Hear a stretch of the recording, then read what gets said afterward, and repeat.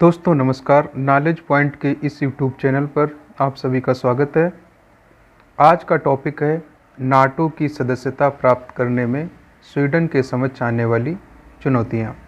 तो जैसा कि आप लोगों ने समाचारों के माध्यम से जाना होगा कि फिनलैंड को नाटो की सदस्यता प्राप्त हो चुकी है और उसके बाद में स्वीडन भी नाटो की सदस्यता प्राप्त करना चाहता है, लेकिन अभी स्वीडन को नाटो की सदस्यता प्राप्त नहीं हो सकी है, जिसका कारण तुर्की के द्वारा स्वीडन को नाटो की सदस्यता प्राप्त करने में बाधाएं उत्पन्न करना है।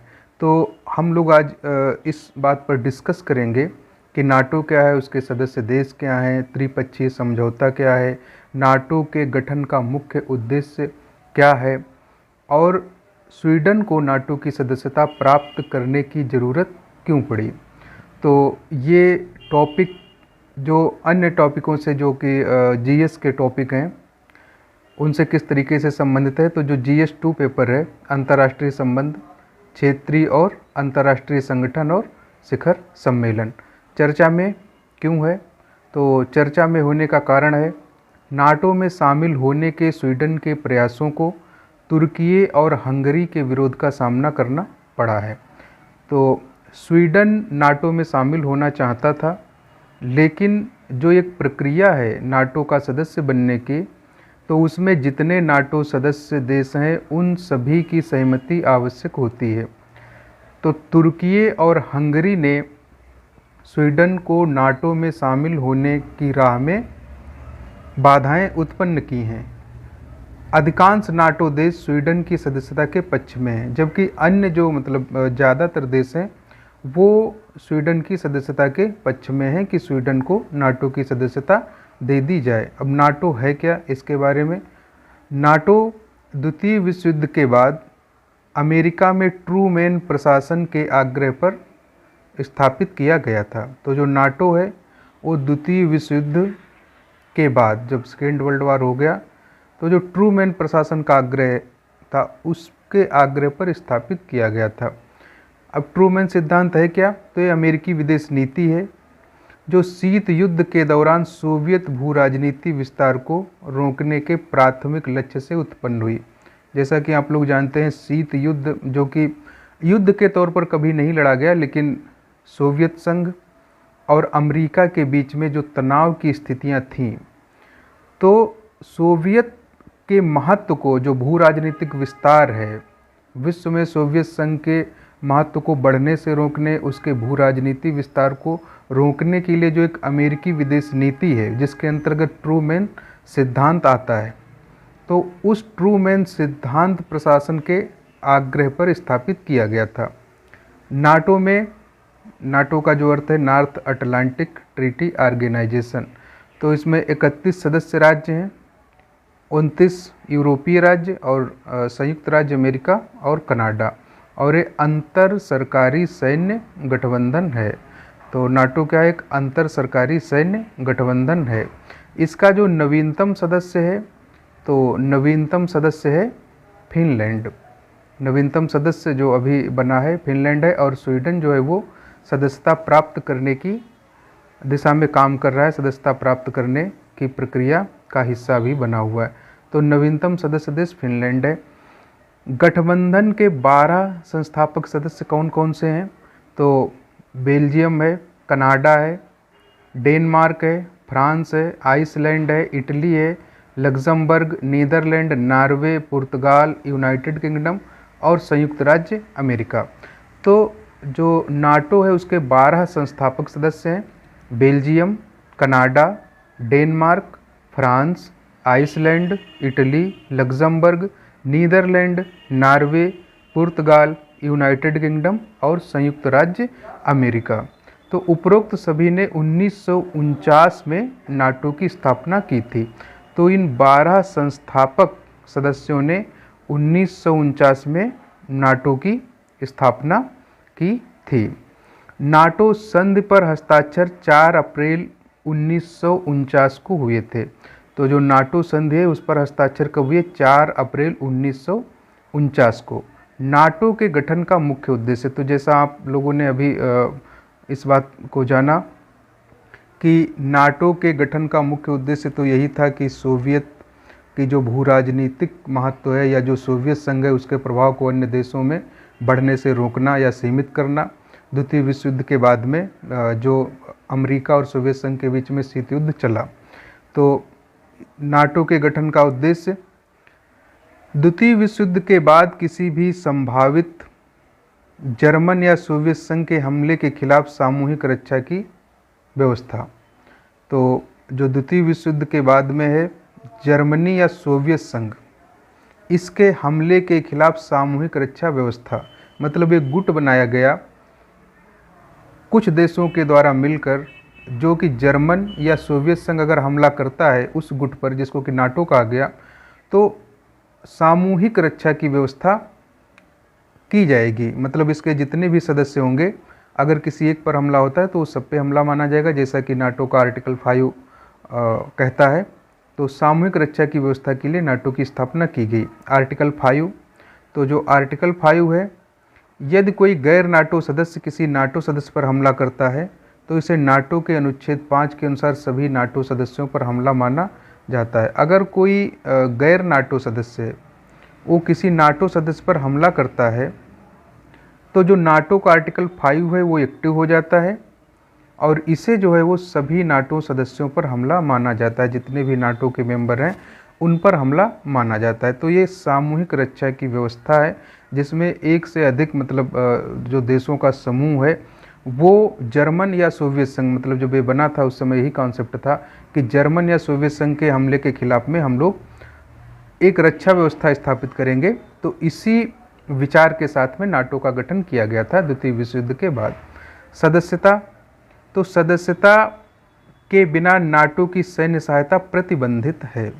अगर कोई देश नाटो का सदस्य नहीं है तो उसको सैन्य सहायता नहीं दी जाएगी। ऐसी कोई प्रतिबद्धता नहीं है कि गैर नाटो देश को भी सैन्य सहायता उपलब्ध कराई जाए। तो ये जो है वो गैर नाटो सदस्य देशों में सेना भेजने के लिए प्रतिबद्ध नहीं है। यद्यपि इसने गैर नाटो सदस्यों में सेना भेजी, जैसे यूक्रेन। तो चूंकि ये व्यवस्था नहीं थी कि बिना सदस्यता के किसी देश को नाटो की सैन्य सहायता भेजी जाए, लेकिन वर्तमान में इसका अपवाद देखने को मिला। जब रूस ने यूक्रेन पर हमला किया तो नाटो सदस्य देशों ने हथियार की आपूर्ति और सेना या उसको सैन्य सहायता उपलब्ध कराई। नाटो का संचालन कैसे होता है, तो नाटो के संचालन के बारे में, एक होती है सैन्य समिति। नाटो का संचालन एक है सैन्य समिति। तो सर्वोच्च सैन्य प्राधिकरण होता है जो कि एनसीए, नाटो कमांड स्ट्रक्चर का प्रभारी है। सैन्य समिति जो है वो नाटो के कमांड स्ट्रक्चर का प्रभारी है और ये सदस्य देशों के रक्षा प्रमुखों से मिलकर बना है। सदस्य देशों के रक्षा प्रमुखों से मिलकर बना है। दो रणनीतिक कमांड हैं। नंबर 1 है एलाइड कमांड ऑपरेशंस, मतलब कि ACO, और नंबर 2 है एलाइड कमांड ट्रांसफॉर्मेशन, ACT। तो संचालन जो है वो सैन्य समिति और 2 रणनीतिक कमांड ACO और ACT के द्वारा इसका जो है वो संचालन किया जाता है।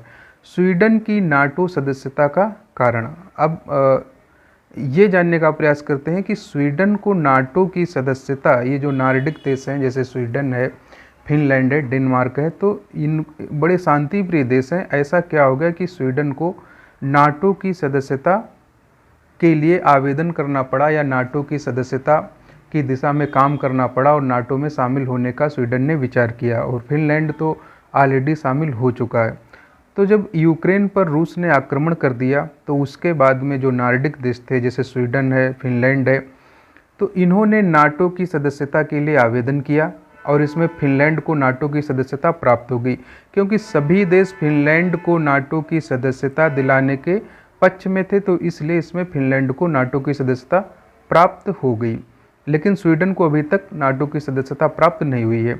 स्वीडन ने बदले हुए सुरक्षा माहौल और रूसी आक्रामकता के खिलाफ अपनी सुरक्षा हेतु नाटो की सदस्यता की आवश्यकता का तर्क दिया है। जो बदला हुआ सुरक्षा माहौल है, जैसे कि वर्तमान में जो रूस और यूक्रेन के बीच में संघर्ष चल रहा है, तो इससे जो छोटे छोटे देश हैं वो इस अपनी सुरक्षा को लेकर उनमें एक चिंता दिख रही है कि अगर कोई बड़ा देश उन पर आक्रमण कर देता है तो फिर वो अपनी सुरक्षा कैसे करेंगे। तो जो स्वीडन है वो इसी बदले हुए सुरक्षा माहौल की वजह से, चूँकि वो एक बड़े देश जैसे कि रूस है उसके सामने नहीं खड़ा हो सकता है, तो वो एक जो सैन्य गठबंधन का देश है नाटो, उसमें उसका सदस्य बनना चाहता है, जिससे वो अपनी सुरक्षा को सुनिश्चित कर सके। जो बदली हुई भू राजनीति और वर्तमान में जो सैन्य संघर्ष चल रहा है और बड़े देशों के द्वारा जो अंतर्राष्ट्रीय कानून का पालन ना किया जाना, या जो अंतर्राष्ट्रीय समस्याएं हैं, तनाव है, विवाद के बिंदु हैं, उनको बड़े देशों के द्वारा अपनी शक्ति के आधार पर हल करने का प्रयास किया जाना, ना कि अंतर्राष्ट्रीय जो संस्थान हैं उनके द्वारा या फिर बातचीत या कूटनीति के द्वारा। तो इसलिए जो छोटे देश हैं उनमें कहीं न कहीं अपनी सुरक्षा को लेकर चिंता हुई है और वो अपनी सुरक्षा की चाह में अपनी सुरक्षा को सुनिश्चित करने के लिए किसी न किसी बड़े देश के साथ में या तो सैन्य समझौता कर रहे हैं, हथियारों की खरीद कर रहे हैं, रक्षा बजट कर रहे हैं और रक्षा बजट बढ़ा रहे हैं, या फिर किसी सैन्य गठबंधन का वो हिस्सा बनना चाहते हैं। अब नाटो की सदस्यता के लिए प्रक्रिया क्या है? तो नाटो की सदस्यता के लिए प्रक्रिया, इच्छुक देशों को राजनीतिक और सैन्य मानकों को पूरा करना होगा। तो राजनीतिक मानक और सैन्य मानक हैं, इनको जो नाटो की सदस्यता चाहता है उसको पूरा करना होगा। तो राजनीतिक मानक क्या है? एक कामकाजी लोकतांत्रिक प्रणाली, मतलब जो वहाँ की राजनीतिक व्यवस्था है वो तानाशाही पर आधारित ना हो, अधिनायकवाद पर आधारित ना हो, बल्कि वहाँ पर राजनीति लोकतंत्र की मूल्यों के अनुसार कार्य करे और वहाँ के लोगों को मानवाधिकार, गरिमा और स्वतंत्रता, अभिव्यक्ति की आज़ादी जैसे अधिकार प्राप्त होने चाहिए। तो राजनीतिक मानक है कामकाजी लोकतांत्रिक प्रणाली। सैन्य मानक है नाटो संचालन में योगदान करने की इच्छा, मतलब एक अगर आप किसी सैन्य संगठन में शामिल हो रहे हैं तो उसमें आपको कुछ नाटो के संचालन में योगदान देना पड़ेगा, उसकी जो सैन्य मानक हैं उनको पूरा करना पड़ेगा, तो उसमें योगदान करने की इच्छा होनी चाहिए।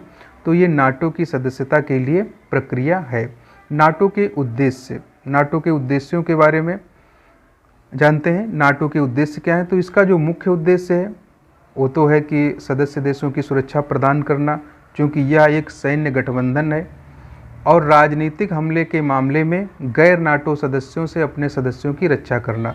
तो मुख्यतः इसका उद्देश्य यही है, जैसा कि पहले ट्रूमैन सिद्धांत में पढ़ा गया कि जर्मनी और सोवियत संघ से अटैक से बचने के लिए कुछ देशों ने एक सैन्य गठबंधन, एक साझा सैन्य गठबंधन बनाया और उसका एक मतलब नियमावली बनाई, जिसका आर्टिकल 5 ये कहता है कि यदि एक देश पर आक्रमण हुआ तो जितने सदस्य देश हैं वो सब अपने ऊपर आक्रमण मान करके और उसके बाद में सैन्य प्रत्युत्तर देंगे, मतलब एक सैनिक कार्रवाई करेंगे।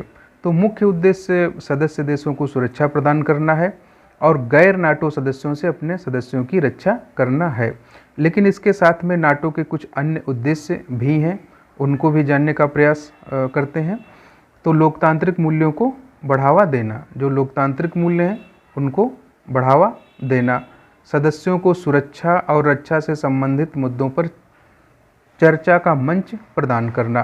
तो चूंकि सैन्य गठबंधन है तो सुरक्षा और रक्षा से जो संबंधित मुद्दे हैं उनके लिए चर्चा करना, चर्चा का मंच प्रदान करना, सदस्यों की सुरक्षा सुनिश्चित करना और विवादों का शांतिपूर्ण समाधान प्रदान करना। तो पहले प्रयास में जो प्रारंभिक स्तर होता है तो उसमें कूटनीतिक प्रयासों के द्वारा ही जो सदस्य देश हैं उनके विवादों को, अगर कोई विवाद है तो उनको शांतिपूर्ण समाधान के अंतर्गत कूटनीतिक प्रयासों के द्वारा ही समस्या का समाधान किया जाता है। लेकिन अगर आवश्यकता पड़ती है तो सैन्य शक्ति का प्रयोग भी किया जा सकता है, क्योंकि नाटो एक सैन्य गठबंधन ही है। अब तुर्कियों को आपत्तियां क्या हैं? मतलब जो स्वीडन अगर नाटो में शामिल हो जाएगा तो उससे तुर्की को आपत्ति क्या है? तो तुर्की ने जो आरोप लगाया है स्वीडन पर कि जो प्रतिबंधित कुर्द संगठन है उसको स्वीडन पनाह देता है, और इसलिए तुर्की ने कहा है कि उनके खिलाफ सख्त कार्रवाई, मतलब स्वीडन उनके खिलाफ सख्त कार्रवाई करे। स्वीडन सख्त कार्रवाई नहीं कर रहा है, बल्कि जो प्रतिबंधित कुर्द संगठन है उनको पनाह देता है, जो कि आतंकवादी घटनाओं में लिप्त रहते हैं। और तुर्की ने आतंकवादी संगठनों के बारे में चिंताओं का तर्क देते हुए स्वीडन के फास्ट ट्रैक आवेदन को शुरुआत में अवरुद्ध कर दिया था। तो इसीलिए तुर्की ने, जो स्वीडन का फास्ट ट्रैक आवेदन था, तो आतंकवादी संगठन के बारे में चिंता अपनी जाहिर की और ये बताया कि जो स्वीडन है वो प्रतिबंधित कुर्द संगठनों को पनाह देता है, उनके खिलाफ सख्त रुख नहीं अपनाता है। इसलिए तुर्की ने क्या किया, स्वीडन के आवेदन को शुरुआत में अवरुद्ध कर दिया। अब त्रिपक्षीय समझौता क्या है, त्रिपक्षीय समझौता को के बारे में डिस्कस करते हैं। तो त्रिपक्षीय समझौता, नाटो शिखर सम्मेलन में स्वीडन फिनलैंड ने आतंकवाद से निपटने के प्रयासों को तेज करने के लिए तुर्की के साथ एक समझौता किया। त्रिपक्षीय का मतलब है 3 पक्ष, तो एक तो इसमें स्वीडन हो जाएगा, दूसरा फिनलैंड और तीसरा तुर्की है। तो नाटो शिखर सम्मेलन जब हुआ तो उसमें इन तीनों देशों ने मिलकर, चूँकि तुर्की को आपत्ति थी कि स्वीडन जो कुर्द संगठन है, प्रतिबंधित है, आतंकी घटनाओं में लिप्त रहता है, उन पर जो है वो कार्रवाई नहीं कर रहा है, तो इसलिए त्रिपक्षीय समझौता हुआ नाटो शिखर सम्मेलन में। जैसा कि हम लोगों ने अन्य उद्देश्यों में पढ़ा था कि चर्चा के लिए एक मंच प्रदान करता है नाटो सदस्यों को, जो नाटो सदस्य देश हैं उनको जो है चर्चा के लिए एक मंच प्रदान करता है, सुरक्षा या रक्षा से जुड़े हुए।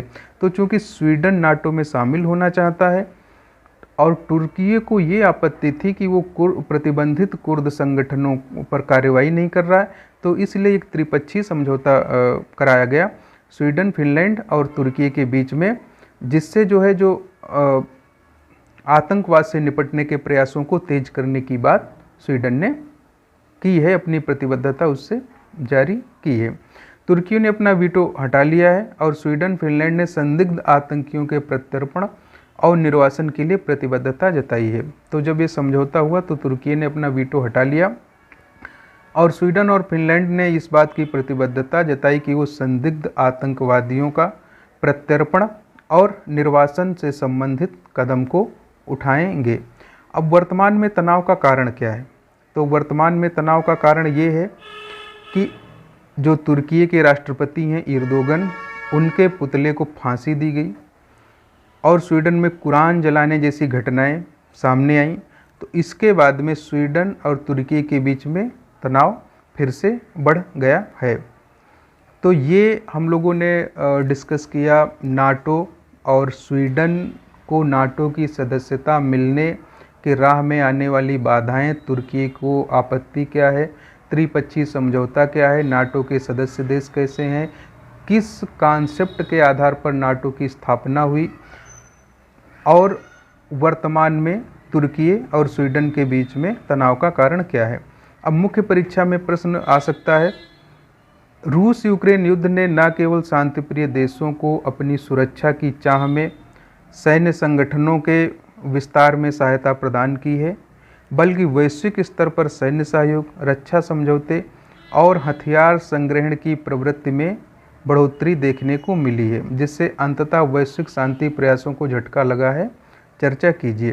तो रूस यूक्रेन युद्ध को आधार बनाते के परिप्रेक्ष्य में जो वैश्विक शांति प्रयास हैं वो किस तरीके से असफल हुए हैं। अंतर्राष्ट्रीय संस्थाएं जो द्वितीय विश्व युद्ध के बाद इसलिए बनाई गई थी कि अंतर्राष्ट्रीय समस्याओं, विवादों और तनाव का कूटनीति या बातचीत के माध्यम से हल निकाला जाएगा, ना कि सैन्य संघर्ष के माध्यम से, क्योंकि इससे बहुत अपूर्ण क्षति होती है, अपूर्णीय क्षति होती है। तो बाकी आप लोग इस बात का कमेंट कीजिएगा कि इस टॉपिक पर और किस प्रकार के प्रश्न बन सकते हैं, मतलब कैसे कैसे कौन कौन से आयामों को ध्यान में रखकर अन्य प्रकार के प्रश्न बन सकते हैं। तो ये था नाटो और नाटो में स्वीडन की सदस्यता से जुड़े हुए जितने मुद्दे, महत्वपूर्ण मुद्दे हो सकते थे, उन पर डिस्कशन। दोस्तों, चैनल को लाइक कीजिए, शेयर करिए और सब्सक्राइब कीजिए।